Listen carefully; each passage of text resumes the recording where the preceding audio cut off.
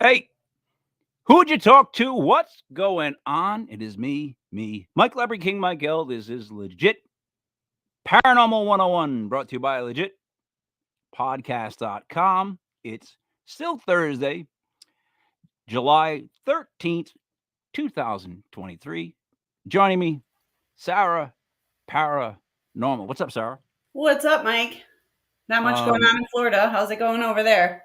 Oh, I just changed the shirt really quick and a hat, and here I am. I noticed.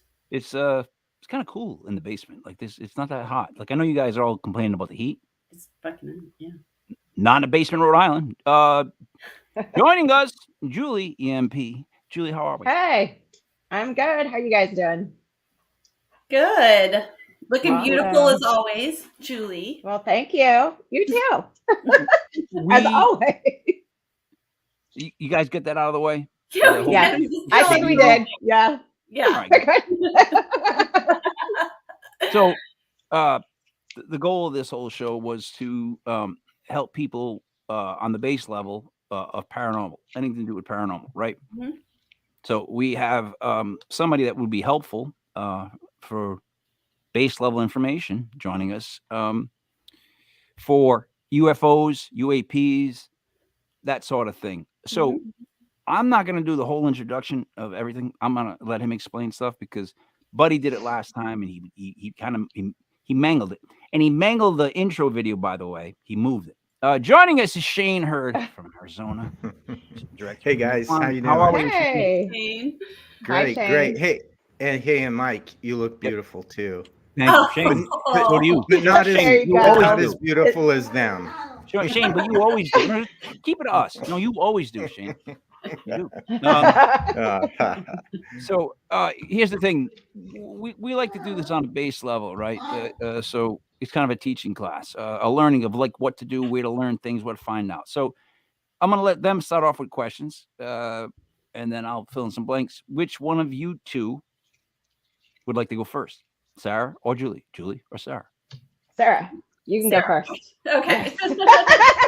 Here we go, Sorry. Shane. All right. Buckle up. So the question is, so this is a Paranormal 101. Most of the people watching would be interested in investigating or ghost spirits, those types of things, poltergeists. So why would we bring on someone who is experiencing, UFOs, UAPs? At least in Florida, we're finding a lot of cases where we're being called in for possible apparitions. And we're finding that there's this extra element of a crossover of the paranormal, what we consider ghosts, and possible extraterrestrials. I actually just talked to Denise Stoner. I don't know if you know her, and Paul Eno, and we discussed flap areas. So do you believe there are these flap areas where a multitude of things come through? Yeah, I think that is true, and really statistics bear that out. It's really not an opinion. So I could give you a couple of examples, like for you guys, Gulf Breeze, Florida, and in the 80s, we know Ed Walters was a resident, and he began seeing these things, and he photographed some of them, and a lot of people kind of leave the story there. not recognizing that hundreds of people over months and months saw these crafts. There were actual parties of people who would gather on the bridge, across the bay, and look and observe and watch these things. So yeah, I think flaps do occur, and I think that the statistics bear that out. What's a flap?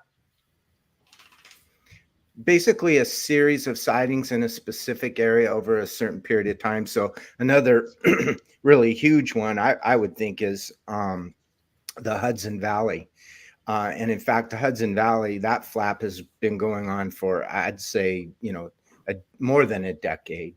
Again, hundreds of sightings, lots of different people under different circumstances, but on a fairly regular basis. So whatever there is that draws them to a specific area, that I don't know.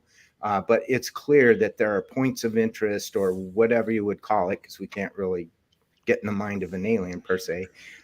But there is interest, in a specific area for a specific time.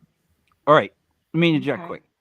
When you use vocabulary, Sarah, Shane, Julie, we all got to be on the same page.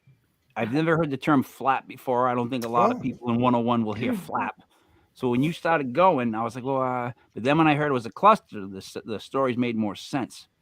I speak for the dumb. Now, so a flap is a group of alien sightings drawn to the area. Now, nuclear, first thing I think of, they've always been drawn to nuclear. Could they be drawn to people? Shane. Yeah, I mean, we get a lot of reports of contactees. So a contactee is a person that has some interaction with a non-human intelligence, and which is different than, let's say, an abductee who, have actually been in their physical presence and, had physical encounter. And then, I'd say that kind of covers it. So yeah. All right, Julie, question. Okay. Actually, I was curious as to if anybody in MUFON have you guys ever had contact with the aliens, any at all? Wow. There you go. Okay, so yeah, I mean, good question. There you go, right for the throat on that one. Yeah, let's do it. Jab thing. I'm wondering, I'm sure everybody else is wondering too. So yeah, let's go for it. Let's get the good stuff. Yes. So let me just say a little bit about MUFON and investigation and the people involved, and it will get to an answer to your question. So MUFON, we are a UFO investigation organization. We do not investigate paranormal. However, that being said, we can't control what people report to us. And often reports of UFO activity or contact activity is accompanied by what appears to be paranormal. And so the question is, well, what do we do with that?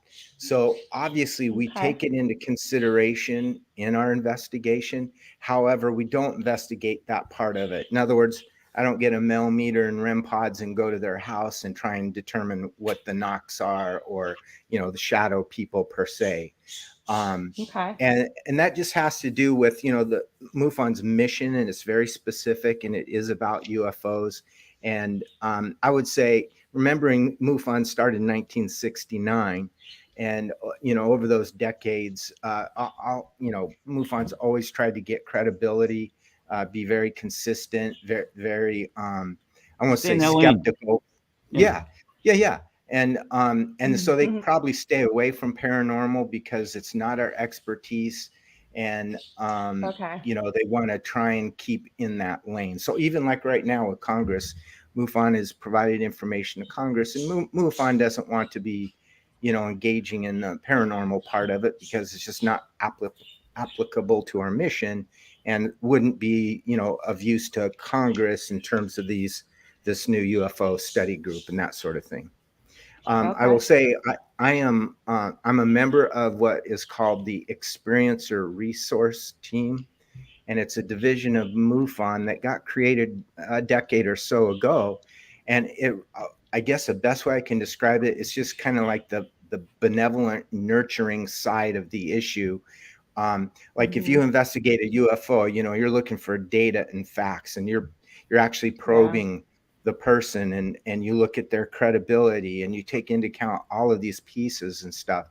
But when somebody reports contact or an abduction, for example, we got to be really sensitive to the fact that those people can range from curious to out and out traumatized. I mean, PSTD or PTSD, that kind of a, a very powerful thing. And so we don't investigate their report. We offer a hearing ear, non-judgmental, and we can refer them to whether it be, you know, a mental health professional, a hypnotist, or like a therapy group, which is often very, very helpful with other abductees and stuff. So it's kind of a two piece thing. So I'm both. I'm an investigator and an ER team member. So that's how we kind of deal with that difficult part of the whole question. But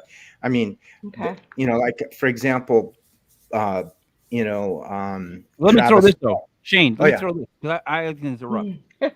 I bet you Julie was asking more alien proof. Have you meeting an alien, seeing an alien? That I think you said the word paranormal. Yeah, I mean, like more like contact with the aliens. There it is. You know, yeah, knows about that. So I just connected you two right there. Go. Yeah, not organizationally. Maybe individuals have, right? And then, again, I don't want to come off sounding too skeptical. It's not skepticism, but you know, when you have something like that, you're talking about somebody's word and nothing else. And that's really why we don't probe it or get into it, because frankly, if you aren't there, you don't know. And that's it. That's the end of that. That's true. So, that's the way paranormal investigating is, you know, that's the way we go paranormal investigating. So, yeah. But, you know, when I do get asked the question, in general, I will say that there is no proof of aliens in the public domain. What I mean by that is, you know, presented in a way that everyone is going to accept as proof. That hasn't happened yet. But never do I want to dismiss the experiences of people who, you know, have seen a UFO or have had a contact experience or an abduction experience. I'm never going to not say it. And in fact, what I'll say is those are the people that actually know. You know, for me, I haven't had those experiences, so I don't know. I can have an opinion about it. So it's a tough one. And it's like paranormal as well, I imagine. Oh, yeah. It's kind of the same way in the paranormal. Shane, let me ask you this. You must hear stories of abductions. Oh, yeah. How like do they get? Like, I mean, are they a lot similar? Do you ever get one that's like, whoo, you know? Yeah. So I would say that over, you know, a number of cases, let's say a body of 100 cases, there are definitely similarities that those people experience. So let's talk about things like missing time. That is a common element that many abductees have with their experience. Other things like, you know, the things that they feel, you know, oh boy, it's hard to explain. There are just many facets to an abduction case that does carry over. But as you mentioned, Mike, there are also some cases that are super weird. I mean, not, you know, they're all weird, right? I mean, it's just not normal, but some that get really, really strange. Like, I don't know if I'd mentioned this on the last show, but, you know, we ended up having a person that was also involved in voodoo and various healing arts who had, you know, clearly some paranormal experiences, but they had UFO experiences as well. And I mean, this got really weird. And, you know, it was a case that involved the police, and the person got a protection of order against someone whom she felt was a reptilian. And she got, you know, she claimed to have been raped, and this went through the court system, and I mean, it was pretty fascinating how this thing, kind of had I two read tracks. about that. I know Yeah. that was weird. I read about that one. Yeah, and so sometimes some really weird stuff happens. So, and again, I'm not judgmental about it. I try and be as neutral and unbiased as possible, and take note of it, so that when I have other cases and stuff, that I can see these parallels. But we also, when a person does make a report to MUFON on the ERT side, there's like a 25 questionnaire that gathers information for us about their case, so that we can know kind of how to help them. And then there's another 100 or so data points that in the course of conversing with them, I might try and nail down, like blood type, like the RH factor is a big thing, even though I think it's like less than 15% of the population have the RH factor, but 66% of abductees or contactees have the RH factor. So, Yep. what's that about? I have it. Oh, I yeah. do too. I do too. Me too. I have it Me also. too. Yeah. I have it. I'm RH negative. Mm-hmm. What is an RH factor? Shane explain that. Yeah, it's a little complicated. I'm not a doctor, but what it amounts to is. I went to. Go ahead. Oh, do one of you guys? She's a nurse. Know it? I went to nursing school, but okay. I mean, I don't know. I know it's like part of your blood type, like your O positive, O negative. It's the negative in our blood that is the rare part. Most people aren't that negative, which is the RH factor. So the RH factor makes you the negative. And I understand that. No, but I'm saying, so usually people don't know, but like, I found out because when you're pregnant, they test a woman. That's the way I found out. Yes, my daughter. And you have to have special shots because your body could literally kill the fetus of your next child. What, people don't know what their blood type is? No, it's not your blood type. It's an additional factor to your blood type.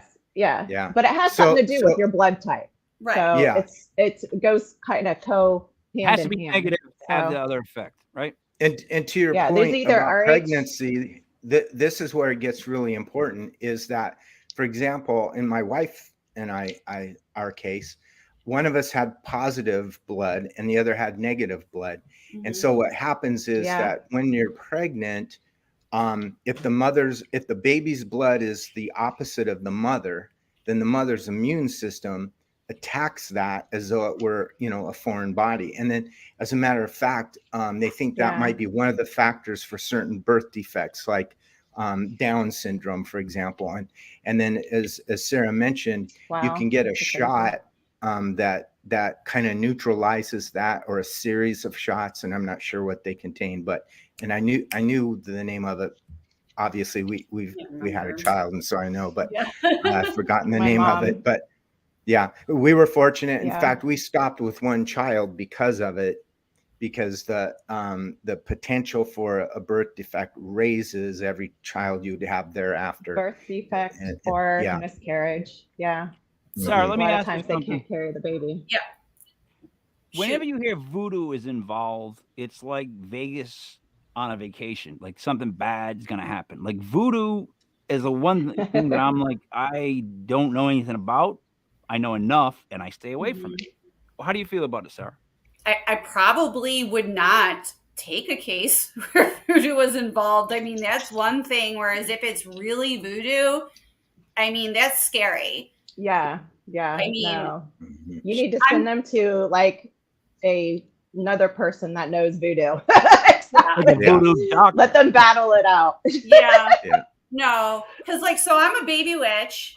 I practice witchcraft, but we believe that everything that we do comes back to you. Exactly. It does. That's the way I see things too. Yeah. So voodoo is just like, trying to manipulate, which I would never trying to manipulate. No. Someone's being is just like. But you're saying, you just said karma is a witch, right? No. I mean, that's Go with it. Make a T-shirt. You just said it. You are a witch, and you go with it. It works. Shane, was it the voodoo that threw you off really badly on that case? Like, was it those elements that made it just go crazy? Yeah, Crazy. yeah, it really was.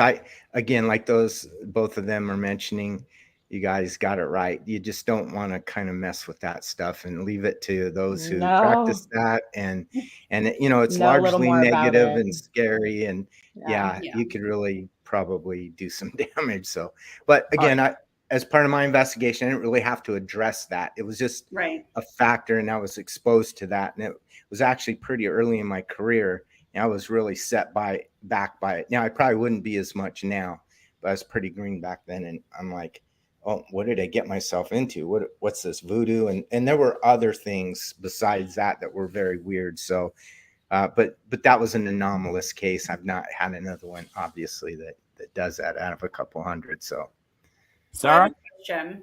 Yeah. There's such this divide between what we would consider paranormal and then ufology. If you took a case and you said that you found cases where there were paranormal aspects, would you call paranormal investigators in and let them also investigate? I just don't understand why it's not more collaborative, I guess.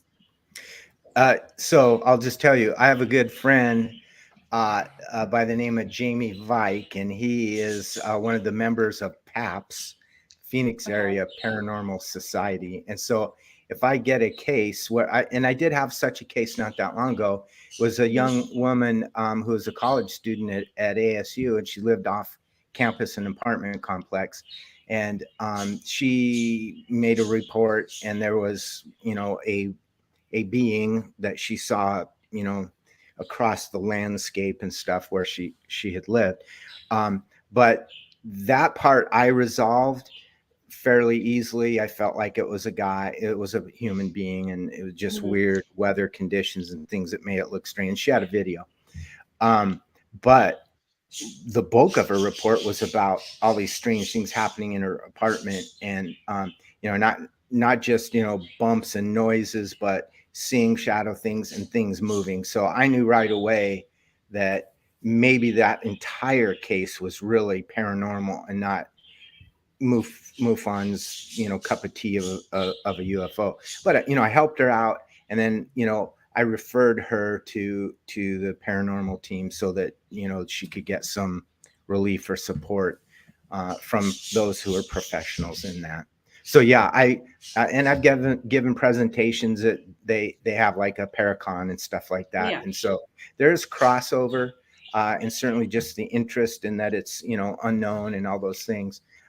So I don't run from it. I don't fear it. I'm interested in it. I follow a lot of it, but as a MUFON investigator, it's just not my role to investigate it in that context. Julie? Okay. Actually, I forget what I was gonna ask. Oh, you got notes? Gee, did you bring notes? I do. I do, because I literally have like a bunch of questions from like some people that follow the page and stuff. So I love it. Awesome. Let's do it. Let's educate. Okay, so Jim Kelly is asking, do you think aliens will introduce themselves before a government does?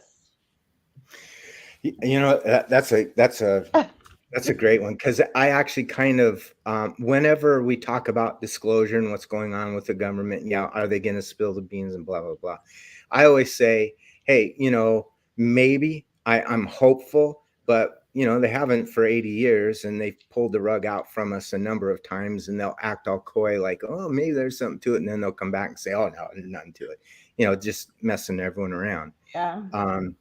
But in a case like that, their plan to, hide all of this can be interrupted any single day by them. Right. And it's my belief they're probably more in control of the situation than the government. Right. And the government's probably doing this all the time. I hope today isn't the day they show up and and reveal themselves. So that could always happen. So yeah, I believe that's a distinct possibility. Our current state right now, because we are engaging with Congress and the military is providing reports and all the good things that happened the last few years, I'm hopeful that it doesn't have to come to that. Not that it buddy. be a knower. So yeah, So I think it's possible. All right. Julie, do you have another one? I Okay. can ask you a question. Oh, go ahead. Yeah. Shane, who should I be scared of more though? The government or UFOs? Government. So again, the last 80 years, UFOs have been around. We all know it. Certainly 1947, and it actually started before 30s and 40s. In fact, 1897 was the Aurora, Texas UFO crash, and so imagine that 1897, a UFO report. So they've been around and engaged with us, and I would even argue maybe thousands of years because of petroglyphs and pictoglyphs and all holy writings that can contain descriptions. So just maybe the terminology was different based on their level of understanding based on their technology, right? So in the 1500s there was a report of shields in the sky having a war and shooting beams of light at each other. This is from the 1500s. Well, maybe a disc that's reflective, they're calling it a shield, but it was a flying saucer or whatever. So we don't know, we weren't there, but I'm saying so. So all this time they've not done anything to us, and they could have, right? If they're powerful enough to be here in the way that they are, they were probably no match for them. So it doesn't appear that they've been hostile, but I also have to be fair and say maybe their timeline is different. Maybe they're just watching us, and maybe we wake up tomorrow and it's full on Independence Day. I don't know, but there's been no indicator of that. And the negative experiences that people have, definitely there's been negative ones, cattle mutilations. That's not cool. If that's who is doing it. And some people's experiences were highly negative, like Whitley Strieber, when he first came out with Communion, the book Communion, he was the writer of that. He experienced, some pretty harrowing things. In fact, that's where the term probing came from, because of his experience and what happened to him. And so, however, that's fairly rare. Most people, contactees, abductee might be a strong word for it. Like, for example, I'll say Travis Walton. If you don't know his story, he's one of 7 loggers that were way up in the mountains in Arizona. Fire in the sky. Fire in the sky. And they came down, they were leaving for the day, and they came upon a flying saucer, and Travis Walton got out of the truck and kind of ran up to it, and it blasted him back, and the rest of the guys took off. And then, they turned around a little bit later and went back, and his body was gone and the UFO was gone.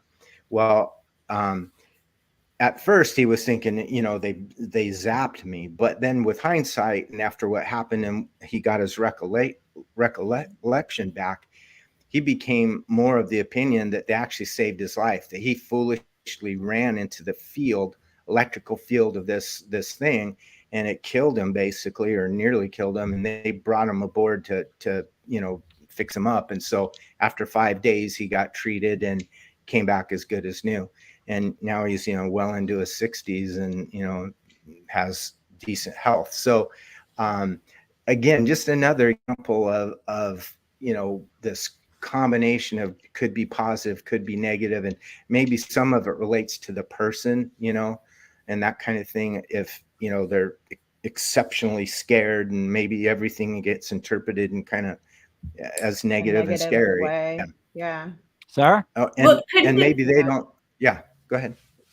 Couldn't it also be different?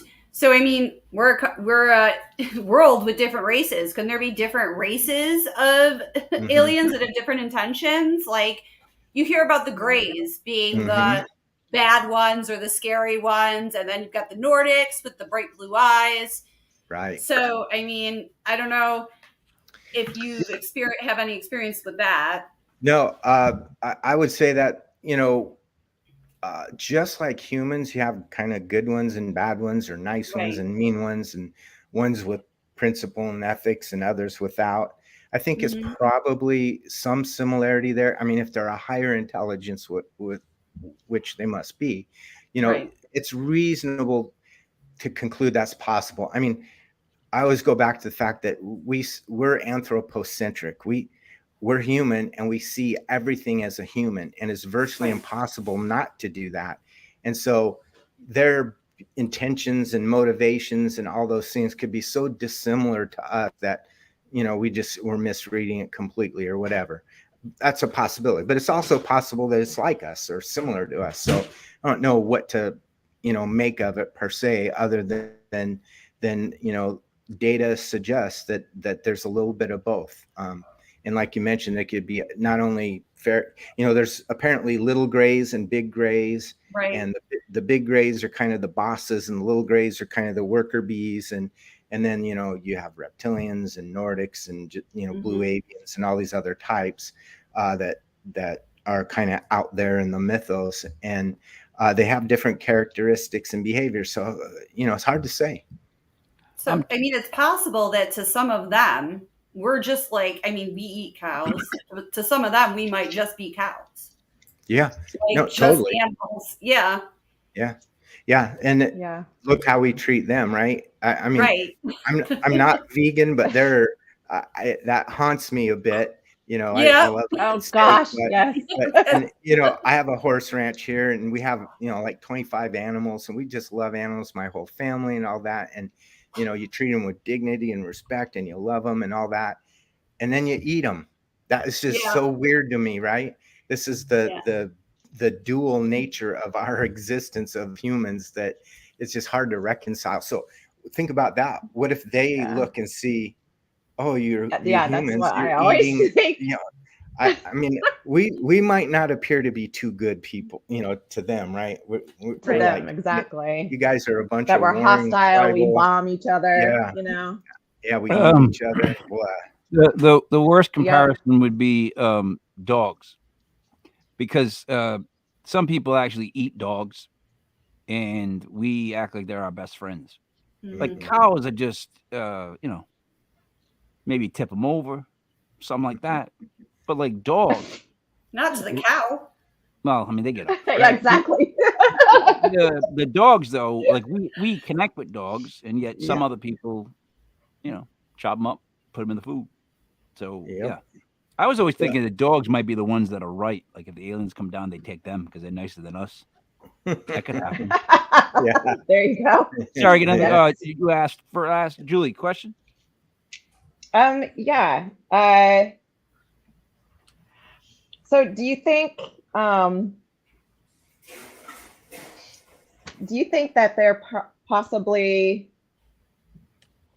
like I guess I don't know. Go ahead. Someone else ask a All right. question. I'll figure out The what I'm lizard gonna ones. do. The lizard ones are the ones that I would be worried most about. Let's just get that off the bat. What did you say? I didn't hear you, Mike. The lizard The ones. reptilian, the lizard ones. The reptilian. Oh, I have to say reptilian for you to.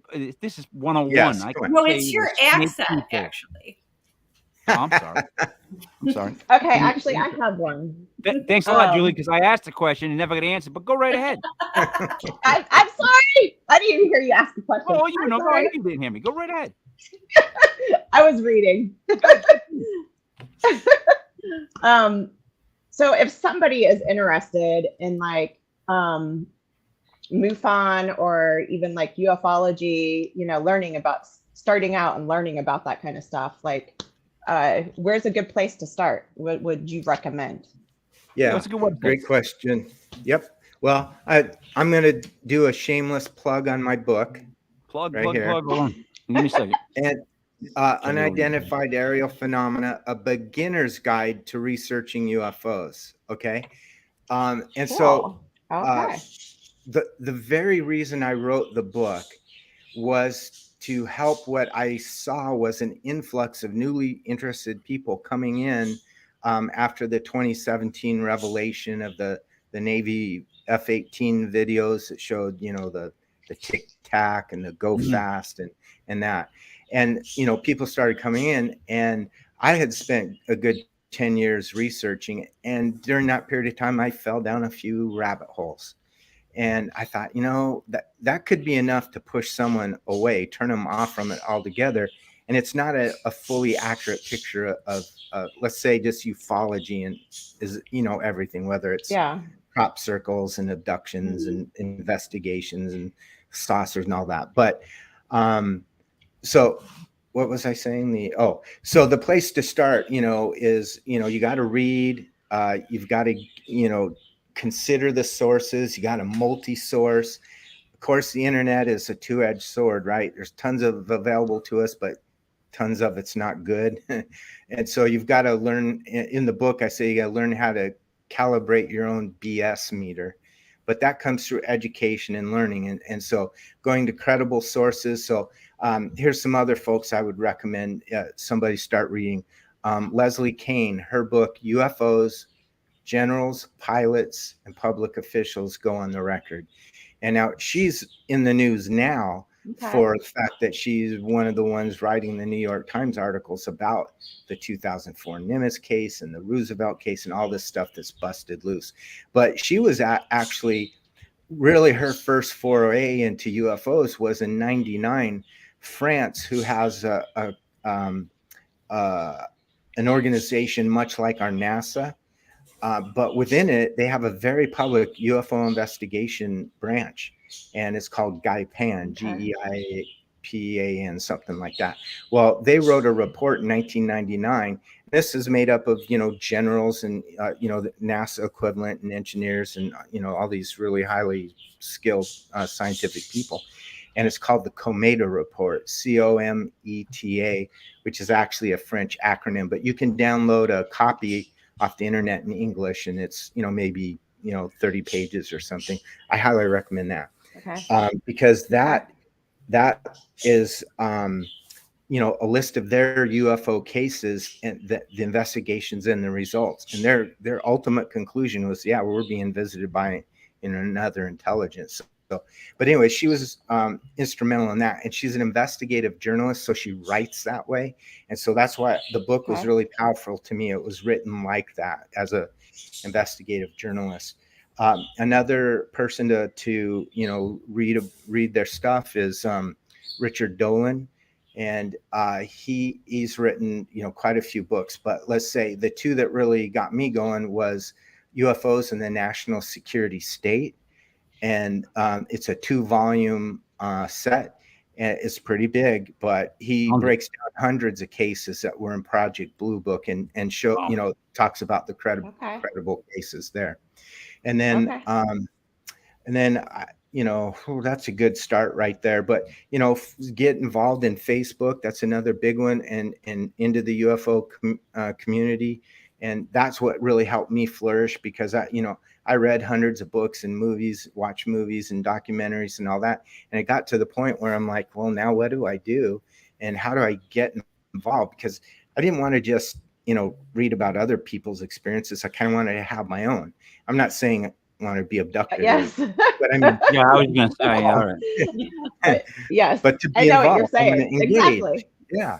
And so that really helped me connect to those people. And then quickly you begin to realize who what I term in my book produce the wheat-like information in ufology versus the chaff-like information, right? So the wheat being good, solid, scientific, good database, reasonable, all of those things, versus the chaff is going to be your nonsense, your YouTube videos, and that everyone knows it's not a UFO, but they pass it off as that and blah, blah, blah. So one of the rabbit holes that's easy to fall into actually is these sites that have these videos, and there's no investigation, there's no nothing. They just present it as though it's a real UFO, and you're left to believe it or not. And that I don't think is good for people, good for ufology, and I think I just encourage people to use critical thinking, which is kind of at a short supply right now.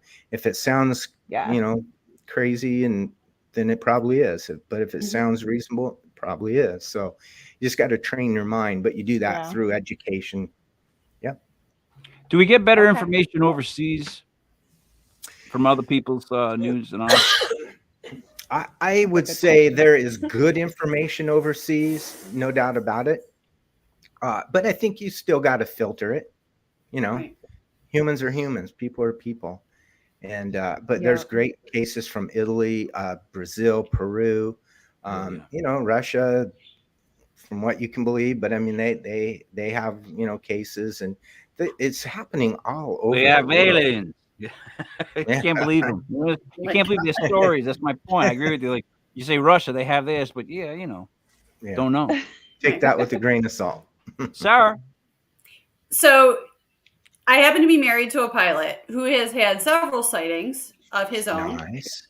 And it seems to be almost so common recently that it's just like, yeah, I saw another one.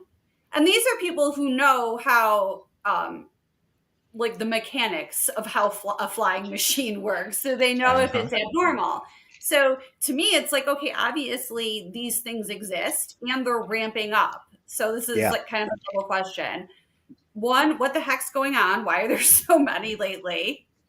And how important is it to listen to what the pilots are saying? Yeah, 100%.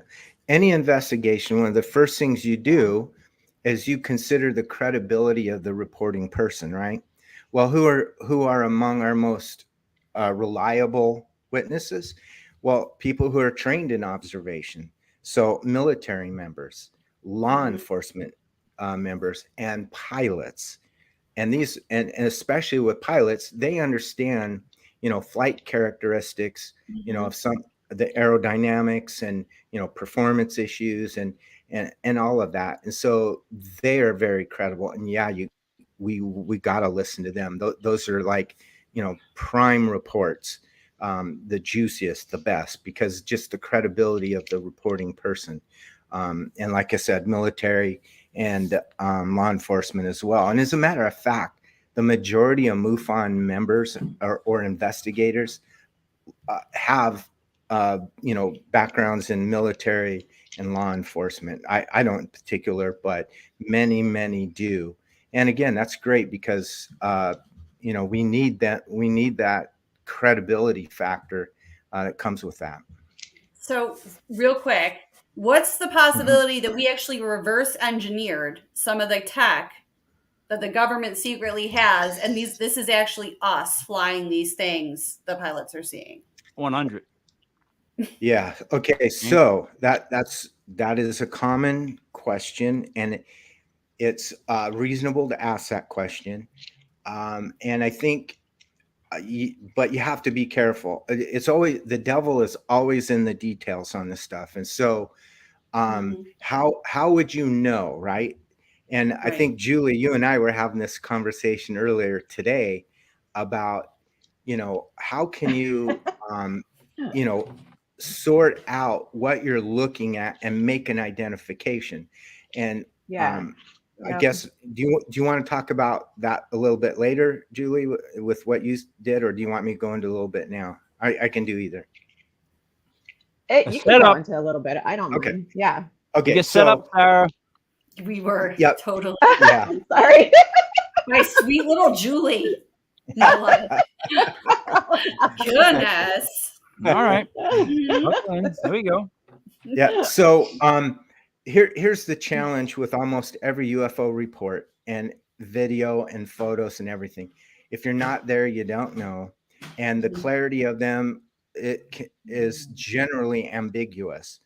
But here's how you do it.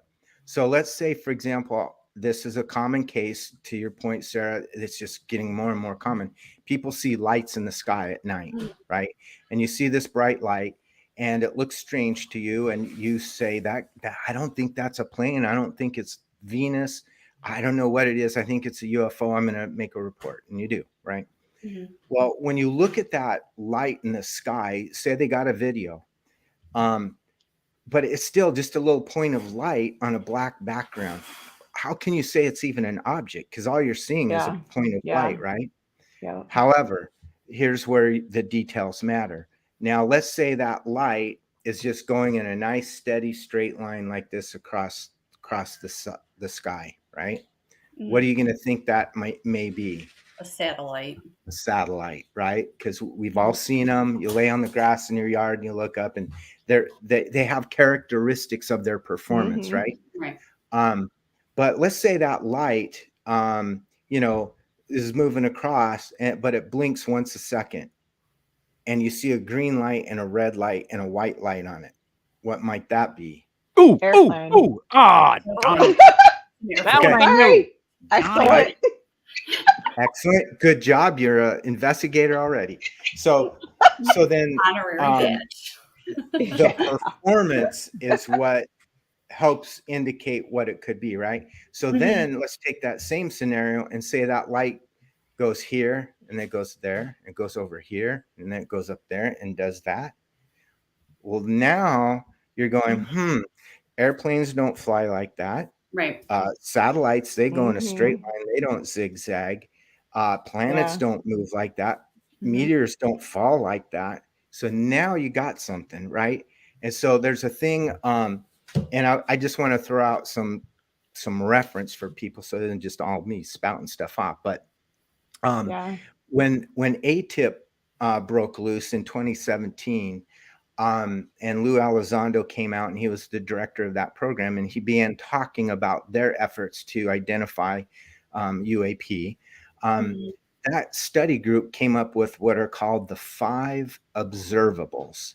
And I use these in my investigation. So if I get a lights in the sky case, I'm going to overlay those 5 observables on that to see if there's something about it that I can, you know, make a educated guess that this is not an airplane or a planet or whatever, right? So Yeah. Yeah. one of the first ones is anti-gravity lift. So that one's a little bit harder with the night in the sky thing because, you know, an Mhm. airplane can fly straight at you and it looks like it's a light hovering. And then Right. if it veers off left or right, you can see that it's an airplane, right? Or Yeah. if you took a pencil and So like a looked at it helicopter. down the shaft, yeah, A or helicopter. sideways, it's going to be very different, right? But yeah, Mhm. helicopters as well, and they have lighting characteristics, and of course, the way they move and the noise and things like that. So, but anti-gravity lift would just be an indicator that the object has no flight control surfaces, no tails, no wings, no tails, anything like that, and you know, it doesn't have a visible means of propulsion, but it's there, and Mhm. it is still or hovering. And again, we really don't have a lot that does that. Of course, we have drones and we have helicopters. That's Right. about it. Yeah. Yeah. But you can eliminate those possibilities with the other factors I talked about: the noise, twin rotors, you know, red and green Yeah. lights, and that kind of Yeah. stuff, right? But if you have just solid white light and it's just sitting there, and then it decides to zigzag around, it's like, whoa, that nothing fits. The other one is sudden and instant acceleration is the second observable. So again, Okay. if it moves from here to here or here, I got to get my direction right. Like In instantly a or second or two, it's instant. We have nothing. There's nothing in our inventory that does that, right? no. So that'd be another factor. The other one is really, to me, about physics and really one of the most important, and that's hypersonic velocities without signatures, meaning it So goes puff of smoke. faster than the speed of sound, Faster. Yes. but it Yeah. doesn't. Yeah. Yeah, there's no There's smoke, no there's no noise. Yeah. wake, there's Emission. no, and there's no Yeah. sonic boom. Noise. Yeah. Mhm. Yeah. So, Yep. so physics says if you move faster than 756 miles per hour at sea level, you are going to experience what's called a sonic boom, where the air Sonic pressure boom. wave builds up Yeah. and then finally releases, and it's an explosion. So again, how can these things be going that fast and not making a sonic boom? Again, technology we don't have, Yeah. right? Yep. Yeah. Yep. And then the other is low observability or cloaking. So we see very often these things blink in and blink out. You know, they disappear and then they'll come back. And I've seen that in the daytime even. So it isn't just like they're Yeah. turning the other way and the light shining in a different direction. You no longer see it. We're talking an Yeah. object there, not there, there, not there. So, and then the last Yeah. one is transmedium travel. And I don't know if you guys heard about that, but that's also one to me that kind of excludes it being our man-made stuff, and that's these objects can go from outer space to within our atmosphere to under the water. Mm. We have no craft that can do that. We don't have Nothing. the capability. We don't have propulsion systems No, that that's work G.I. in Joe. space, in the atmosphere, and underwater. Yeah. So again, Oh yeah. if what you're seeing demonstrates any one or two of those things, then in my book as an investigator, I move from, you know, I know it's not a plane, planet, blah blah, all those prosaic things, and it's acting in this way. It's demonstrating these performance characteristics. I'm going to say that's an unknown. But Shane, What can't we other just conclusion? pick up our phones now? There are apps, and you can point your phone at the sky. It will tell you if it's an airplane, anything with a Yes. registered flight path. Oh, yeah. It'll tell You if can it's look a up satellite or a planet. flight The only thing you schedules can't find and- out, is if it's military. So, Yeah. I mean, most people, when you say before calling us, just like if you're interested in watching the night sky, just like go like this, and it'll tell you. And Like that's a star really map and everything. Yeah. I don't like to point my phone out the window at the satellites. While you're Because driving. again, I'm more worried again, like we said about the government. the military, Oh. So Shane, last time we talked, the thing that I found really interesting was on that Las Vegas incident where they go in the backyard. When the kid on the call claimed that they were making the backyard blurry. That was what. See, that's like one of those details. That's I was like, oh damn, because that could explain a lot. That could explain a lot of stuff. If they have the because here's the thing. I was trying to explain it to a friend of mine, and I don't talk to very intelligent people. And I was trying to explain to him, if they can fly down, right, in their spaceships, why can't they make themselves blurry? And he just, that one couldn't get past them. They could do all this other stuff, the tic-tac dive in the water, that stuff, go see Namor. But you can't do that. I'm like, why not? If they're blurry, that makes a lot of sense. Now, when you heard that kid report that, I mean, you've heard of blurriness before, correct? Like them blurring themselves out, or what is that? Is that just something that we've never made into CDs or Laserdisc? We just haven't figured that one out. I don't think we can say what it is without scientific study, but let's just say, what are we aware of that might act like that and give us an indicator? So, a lot of the critics say, why isn't there ever a clear picture of a UFO? They're always blurry and blah, blah, blah. Yeah. Well, again, going back to some of the observables, whatever their form of propulsion is, it is clear that the object is wrapped in some kind of a field. So like if you looked at that one gimbal video, and it's of the flying saucer that, it appears like this, and then it does a roll, and the jet's following it, and that whole thing. Well, there's like an aura around it, this field, and it distorts not only what you can see, because seeing is, you got to qualify what is seeing. Is it, you guys are probably very familiar with thermal imagery, is it radar imagery, is it optical imagery? All of those things, they utilize different wavelengths of the light spectrum, right? And just another point with human beings, we can only see like this much of the light spectrum, even though it's huge, right? So we're very limited in how much of our reality we can actually perceive with our 5 or 6 senses.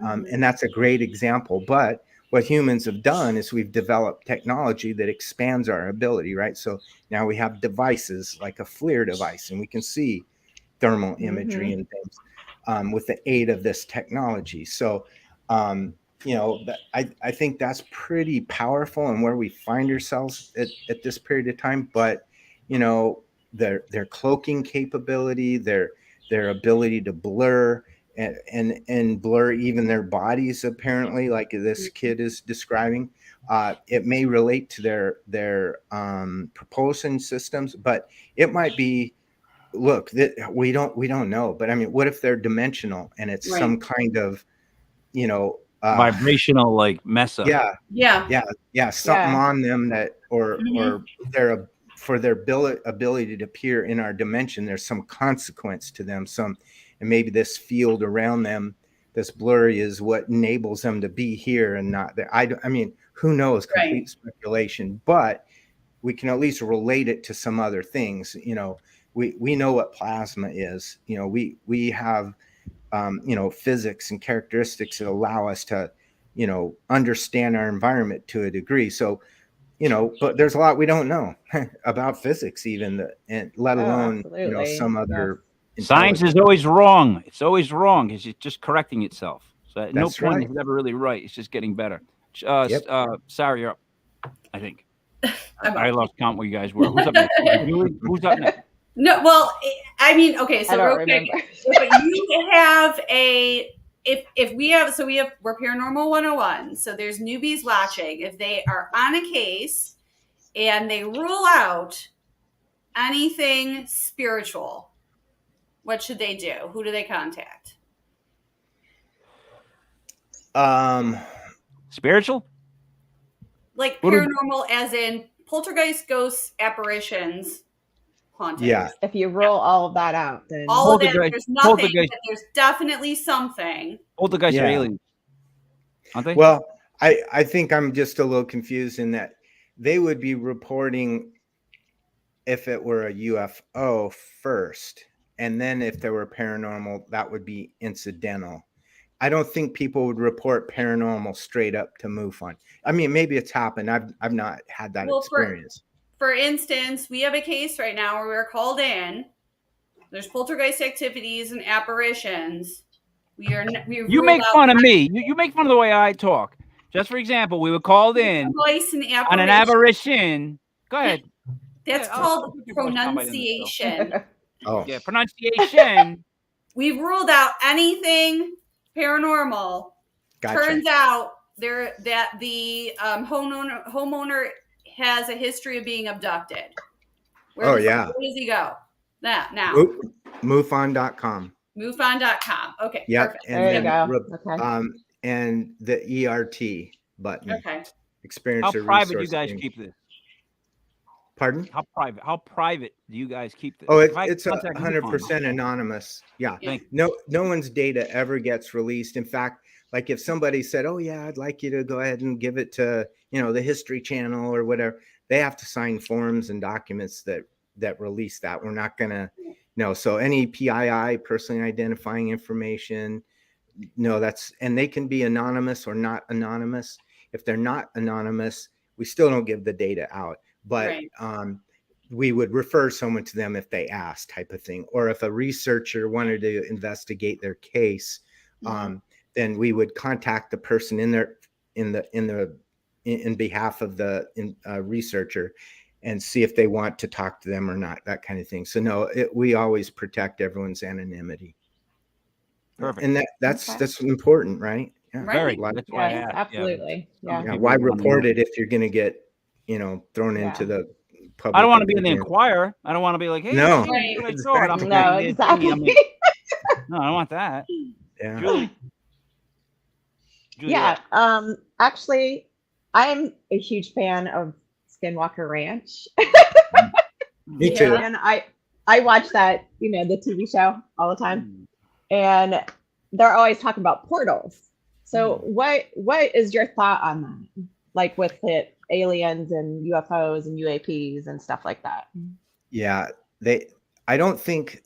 Okay, again, this is Shane opinion. Yeah. I don't think the traditional 1950s viewpoint that they came from planet X to Earth and they flew in a flying saucer.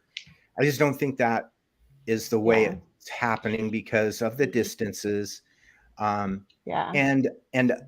And the observations over the last 80 years has changed. They were very, I don't know if the phenomena reads us and tailors itself to us and our level of understanding and, are careful about, I don't know what the deal is, but I think that's probably not the way it happens. So I'm actually somewhat of a fan of the interdimensional theory that they either they are right here with us And in fact, one Mhm. time I was able to interview with Michio Kaku, and he gave this illustration of how dimensionality would work in this case.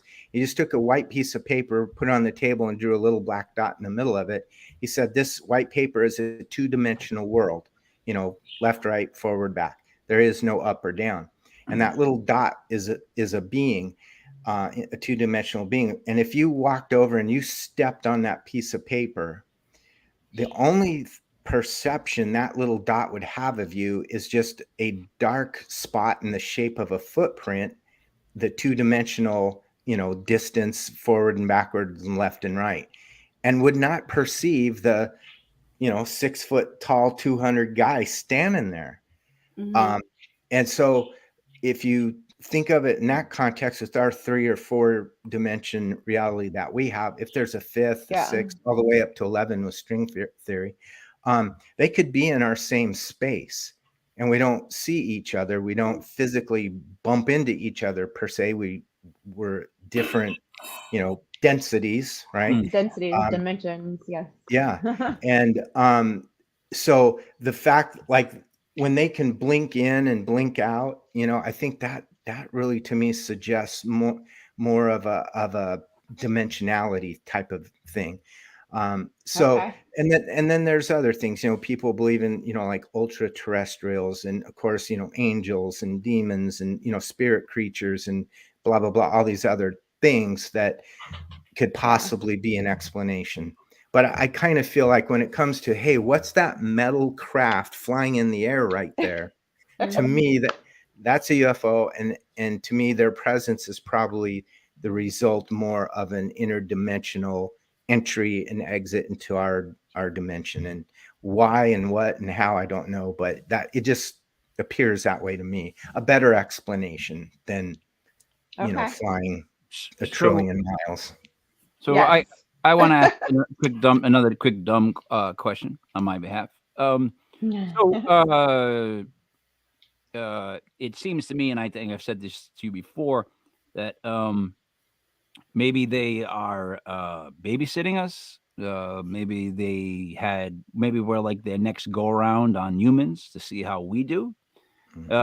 Because there's a report came out recently that they stopped this war from happening, that aliens have stopped this from happening. I mean, we know they fly over nuclear sites. They've shut down nuclear sites. Mhm. They, I feel like, and this is my dumb opinion, that we may be attached somehow to them, as far as we can't go back and find that missing link. So I don't Mhm. see us that much like monkeys and gorillas in that sense. It's just weird. I think there's something else created To us. it. Yes. Mhm. What do you think? Yeah, I mean, there's like the works of Sitchin and the whole Anunnaki thing, and that they were aliens that came here and seeded life here and humans, and took cruder forms of humans in the past, let's say Neanderthal, and altered our DNA and gave us a little jump start. That's one possibility. When you hear about Atlantis, and a lot of people know Plato is the first one who told us about Atlantis. And um, so could humanity have risen and fallen many times in the 4.5 billion years of our planet, and we've destroyed ourselves and then we started over again? I mean, Mhm. that could be a possible. I mean, the possibilities are kind of limitless. But I agree Yeah. that they are interacting with us. um, and are we a zoo? Are we a entertainment destination? Are we, kids checking in on the kids, how they're doing? I mean, who knows? I mean, that's what's so interesting and fascinating about this. And those are the answers people really want, right? Where did we Mhm. come from? And what does the future hold for us? And, are we alone in the Mhm. universe? And so far those aren't answered yet, but we're getting inklings of some of those answers. And I think it's totally fascinating, the time that all of us are alive in right now. And from at least a UFO perspective, I'm just giddy that we're able to have this conversation and we're not going to be ridiculed. Right. And Oh, yes, yeah, and absolutely. Yeah, and now it's being taken serious, and not just by the public, but by the military and by law enforcement and by scientists and all of that. And it's just so exciting. So It to really me, is. I think you'd mentioned earlier, like what's going on. This stuff is just like daily, and I Yeah. don't know. Yeah, I don't know why. Like for Arizona, for example, we get about 300, 325 cases on average a year, almost one a day. Mhm. But I don't think that really represents what's being seen. Some people feel for someone to make a report, that would be like 1 out of 10 people, but I don't agree with that. I think it's more 1 out of 100 or 1,000. Think Probably. about it. Yeah, I'm not making a report. Yeah. Yeah. Or, Something just, hey, Yeah. who would you make it to? If you guys didn't know about me or MUFON, Right. who would you make a report to? And then Yeah. would that person or group or organization do anything with it? Right.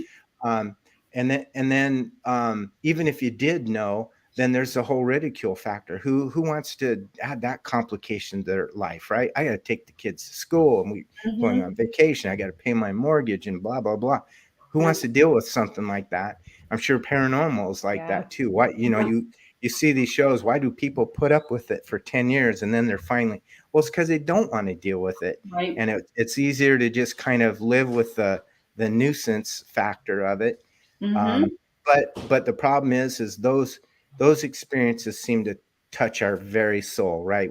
They're they trigger our fight or flight mechanism sometimes, and just all those things. Yeah. So you can't hold it in forever, is what I'm Yeah. getting to, and eventually it comes out. And so, but I appreciate the time that we're in now, that we could do this, and people are free to express themselves and not be ridiculed or thought crazy and all those other things. So, I'm actually just thrilled. And like I said, the last, 10 years has been amazing. And all of these things, I think maybe the more we're seeing more, either like videos on TikTok and, YouTube and all that, You too. all Yeah. these things, because people are interested, have always been interested, and now they're free to be public about that interest, and maybe that's why we're seeing more. But I think it's more than that. I think it just feels like things are ramping up, and like the Mhm. closer we get to actually officially identifying and Yeah. and proving their existence, that this more of this activity is occurring. See, here's Right. the thing though. The ramp up makes me feel worse about things because Mhm. we're getting flooded now with stuff. And I always feel like, because I'm going back to my problem with the government, allegedly, is that when they want to like dampen something, they just flood it. They'll flood it with a bunch of nonsensical stuff. They'll make it look stupid, make the person look stupid, and then the good stuff that's in there gets ignored. And right now, I feel like, oh yeah, there's a push, but who's the push from? And why are we watching a red balloon? You know what I mean? Right. Yeah, 100% agree with you there. That's how they've done it for the Yeah. last 80 years. Right. So yeah, and that's a part of, getting your BS meter calibrated and taking, don't take anyone at their word. Don't take me at my word. Go Oh, we're not, research. Shane. We're not. Oh, I know. You're a cagey dude, Mike. No, but seriously, people, that's my point is, if you're interested, do that interest justice by doing the research yourself, and you know get it down in your own heart and mind, and I think you'll be better off, and you'll be pleased, and you'll have your feet on the ground, but you'll have a really interesting and fun hobby, and things to think about. So Hell yeah. Guys, what would you like to ask to wrap up? Julie, let's let Sarah go first. No, yeah, let's let Sarah go first. Sarah, what would you like to wrap up? Okay. Go ahead. Okay, if you could just briefly say about if someone was going to go to where there might be a UFO sighting or an alien, what's one piece of equipment that anybody could use? that which is the simplest, easiest to use. So I would say, a cell phone with a good cell camera is good. Yep. And as you mentioned earlier, you have applications on there that you can identify stars, you can identify aircraft and things like that. But also just a small set of binoculars. Okay. Nothing super big and fancy, just enough to get you, The football beyond ones. what you can see with your eyes. Yeah. Awesome. And Yep. that would be it. Yep. Julie? Yes. I guess. Oh gosh, I don't know. Don't worry. I have trouble reading too. I'm sorry. No, I get messed up. I write notes like in marker. So what are you talking? What are you sorry about? You came with a whole binder. Okay. If you guys just want to wrap up with some shameless self promotion, I'm with that too. So Sure, Julie, let's do that. self promote yourself, Julie. Nice. Where can we catch you? Where can we find Yeah, you? just follow me on Facebook, Julie Ranenberger Spear. I have a TV show that I've been working on. It's called Spirits in the Unexplained. It's on YouTube and about to be. It's on Strim also on Savior Network. Yeah. So Nice. yeah, follow me and you could see all my stuff. I have a bunch of reels and different things on Facebook for paranormal. So Yes, she does. Sarah. I am with FPI, Florida Paranormal Investigators. We are going to start shooting our new show, Beyond Boundaries Paranormal, at the very haunted Miradorian in Brooksville at the end of this month. For updates, you can follow us on Facebook, FPI, Florida Paranormal Investigators, Instagram at Florida Paranormal, or visit our website, floridaparanormalinvestigators.org. That's pretty good. Yeah. Shane, that was awesome. Yep. Like I said, Amazing.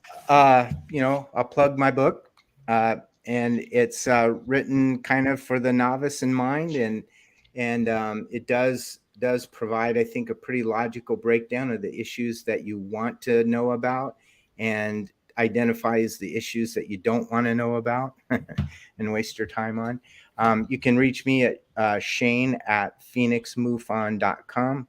I'm also on Facebook under Shane Hurd, and I love to talk about stuff, and you can PM me or DM me, you can whatever, and I'll be happy to chat with you. And look for me. I was on Ancient Aliens and also History's Greatest Mysteries with Lawrence Fishburne. Have a couple other projects like that in the works. We have our monthly MUFON meetings here in Phoenix, which are really awesome. And our speaker next weekend is Nick Pope, and he comes and he'll give a talk, and then we'll go out to dinner and just have a good old time, sit by a bonfire, although it's too hot for that now. I was gonna say that. I'll sit around the living room and In have a Arizona. few drinks Buy like a that. cold pool. Know that? Yeah. And then some podcasts. I guess I'm going to be co-hosting a podcast myself pretty soon. MUFON's official podcast called What's Up? You just said So- no. You just What's said up? Good. I'm I like sorry. it. Up? Yeah, I like So it should be fun. Good stuff. Okay. All right. I have no Awesome. shameless plugs. It just is what it is. So I want to thank you for being on the show. I mean, obviously, it's always great hearing from you. I hope everybody appreciated the breakdown. And before we go, is there any one last question you guys are going to be upset about that you forgot to ask before I do the wrap? Or are you good? Good. No, you're good. So Right. for Julie EMP, for Sarah Paranormal, for Shane Hurd, it is me, Mike Lepre King, Mike L. This was Legit Paranormal 101, brought to you by Legit Podcast.com. I'm off tomorrow and Saturday, so no shows till Sunday night. Thank you for